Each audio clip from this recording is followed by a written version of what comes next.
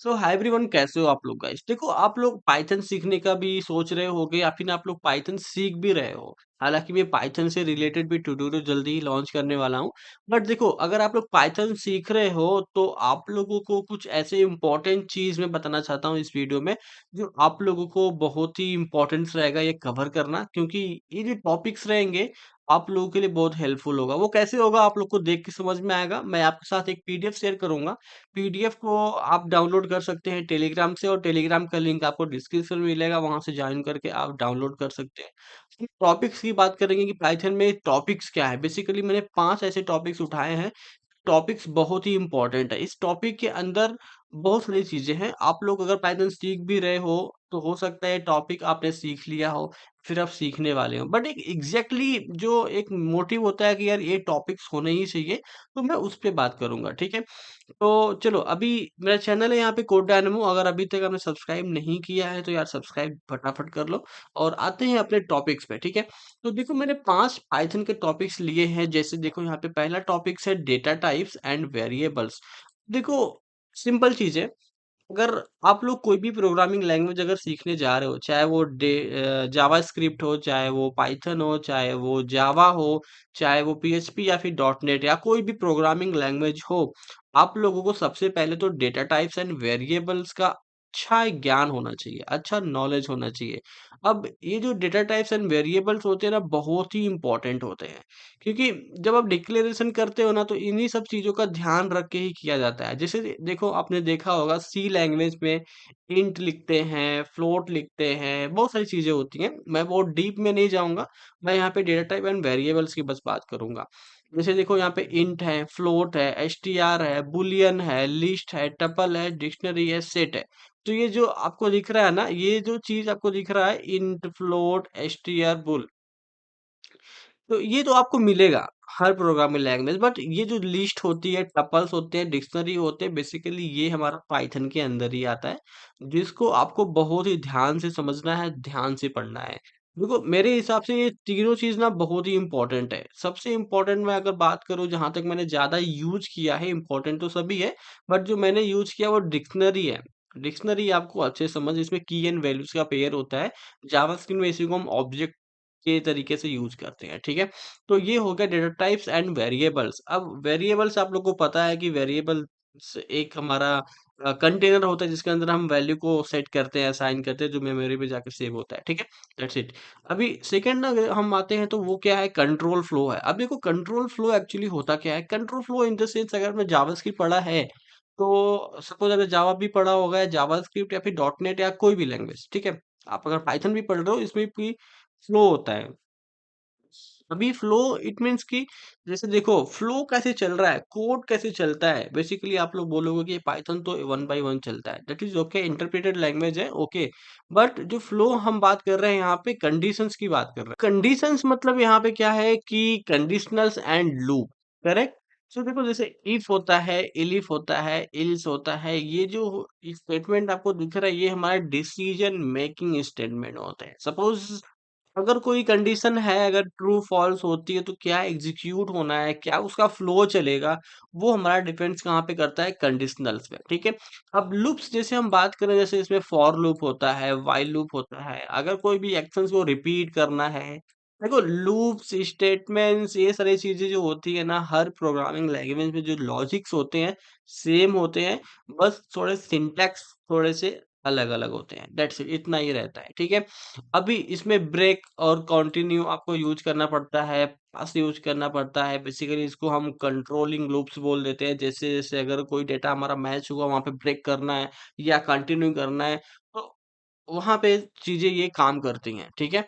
अभी इसका जो एग्जाम्पल वगैरह होगा, वो सारी चीजें हम अपने ट्यूटोरियल्स में करेंगे। मैं पाइथन का जल्दी ट्यूटोरियल बनाने वाला हूँ। जैसे ही बना लूंगा तो आप लोगों के सामने वो आ जाएगा, ठीक है? तो उससे पहले मैं अभी front end and JS and node and मर्न पे जाऊंगा, देन सोचूंगा पाइथन स्टार्ट करना, ठीक है? अभी नेक्स्ट हम बात करते हैं फंक्शंस। अब देखो, फंक्शंस तो बहुत ही इंपॉर्टेंट है, आप लोग को पता है। अब फंक्शंस डिफाइन कैसे करते हैं, देखो, जेएस में आप क्या करते हो, फंक्शन कीवर्ड लिख के या एरो फंक्शन यूज करके आप फंक्शन बनाते हो, करेक्ट?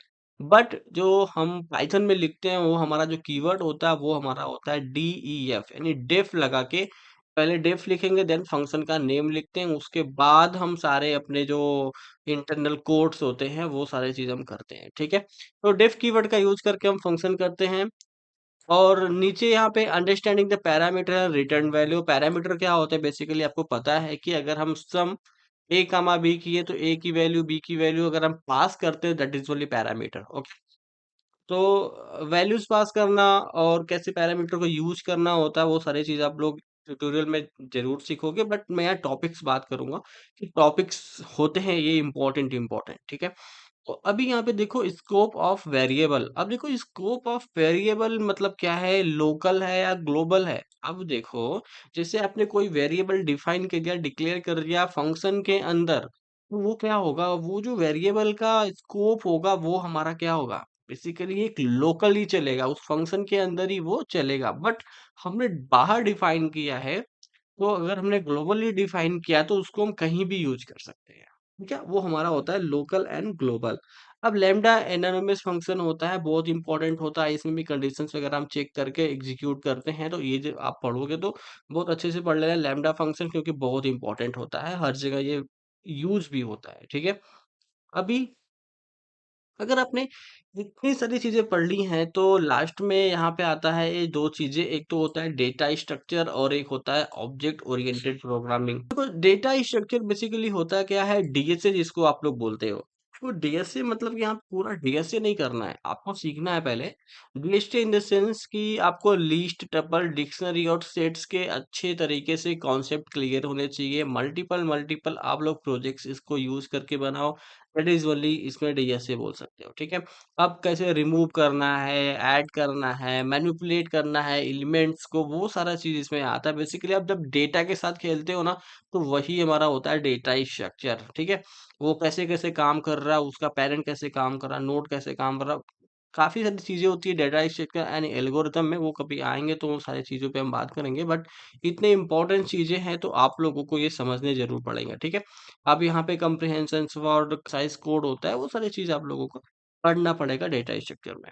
अब नेक्स्ट जो हमारा होता है ऑब्जेक्ट ओरिएंटेड प्रोग्रामिंग लैंग्वेज, जो कॉम्प्लेक्स प्रॉब्लम को सॉल्व करने के जो तरीका होता है ना, वो हम ऑब्जेक्ट ओरिएंटेड प्रोग्रामिंग का यूज करके करते हैं। ओके, इसमें क्लास एंड ऑब्जेक्ट होता है, इसमें एट्रीब्यूट्स एंड मेथड्स होते हैं, वो कैसे काम करते हैं वो आपको सीखना पड़ेगा। इनहेरिटेंस एंड इनकैप्सुलेशंस क्या होता है वो आपको सीखना पड़ेगा। इनहेरिटेंस मतलब फादर बे फादर है, उनका चाइल्ड है, चाइल्ड का चाइल्ड है, तो वो जो रिलेशनशिप मेंटेन करते हैं उसको इनहेरिटेंस बोलते हैं। यानी कि चाइल्ड जो है अपने फादर का डेटा एक्सेस करेगा और उसके नीचे वाला बंदा उसका एक्सेस करेगा, तो वो सारी चीजें होती हैं। और नीचे यहाँ पे है understanding how the structure code using oops concept. Basically जब आप सीखोगे तो ये तो बहुत इजी है, समझ लेना, कोई दिक्कत नहीं होगा इसमें। अभी एक चीज और होती है जैसे कि फाइल हैंडलिंग होती है, रीडिंग एंड राइटिंग फाइल होते हैं। जैसे एक्सटर्नल फाइल को हम ऐड करते हैं ना, डिलीट करते हैं ना, वो हमारा एक फाइल हैंडलिंग होता है। नीचे हमारा एक होता है एक्सेप्शन हैंडल, जैसे कि ट्राई एंड एक्सेप्ट होता है पाइथन के अंदर, और यही चीज हमारा इसमें जावास्क्रिप्ट में ट्राई एंड कैच। देन एक और फंक्शन होता है जिसको हम बोलते हैं कि फाइनली, ठीक है। तो वो सारी चीजें होती है जेएस में, बट यहाँ पे हम जो एरर सॉल्विंग एक कोड मॉड्यूल्स होते हैं जिसको हम बोलते हैं एक्सेप्शन हैंडलिंग, ठीक है। ट्राई एंड एक्सेप्ट जो आप पढ़ोगे तो बहुत ही अच्छे से आपको लोग को समझ में आएगा। तो ये कुछ रोड मैप था, या रोड मैप तो नहीं बोल सकते, बट ये कुछ इंपॉर्टेंट टॉपिक्स थे जो आप लोगों को बताना बहुत ही इंपॉर्टेंट था, ठीक है। तो देखो इस वीडियो में हमने ये सारी चीज अभी देखा है। हो सकता है कि मैं पाइथन का भी कोर्स एक अच्छा सा बनाऊं, बट मैं बनाऊंगा तो अच्छे अच्छे प्रोजेक्ट्स भी उसमें करेंगे, तभी मजा आएगा। क्योंकि मैं ट्यूटोरियल्स अभी नहीं बनाऊंगा, जब बनाऊंगा तो प्रोजेक्ट के साथ बनाऊंगा, ठीक है। तो उसके लिए थोड़ा टाइम लग सकता है, बट आप लोगों को बताना इम्पोर्टेंट है। सबसे पहले आप किधर से भी पढ़ो, चाहे जहां से पढ़ो, बट आप लोगों को समझ में आना चाहिए, ठीक है। तो आई थिंक आप लोगों को थोड़ा कॉन्सेप्ट क्लियर होगा पाइथन को लेके, अगर आप सीखने जा रहे हो या फिर आप जस्ट ही स्टार्ट किए हो तो, ठीक है। तो ये जो सीट है आपको मिल जाएगा टेलीग्राम के अंदर, वहां से आप डाउनलोड कर सकते हो और चैनल को भी सब्सक्राइब कर सकते हो अभी। सो मिलते हैं अगले वीडियो में नए टॉपिक के साथ, तब तक के लिए बाय बाय।